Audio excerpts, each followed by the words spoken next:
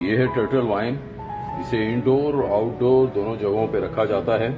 Out ڈور رکھتے ہوئے بس ایک بات کا خیال رکھنا ہے کہ یہ پارشل شیڈی ایریا میں ہو.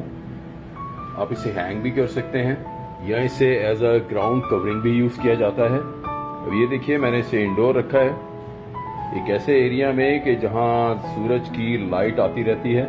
اب بہت سارے انڈور پلانٹس کم لائٹ میں بھی سروائیو کرتے ہیں جیسے کہ یہ اسنیک پلانٹ یا اس سے ملتے جلتے باقی پلانٹس. سو اگر آپ نے ٹرٹل وائن کو انڈور رکھنا ہے تو ایسے ایریا کا انتخاب کیجئے.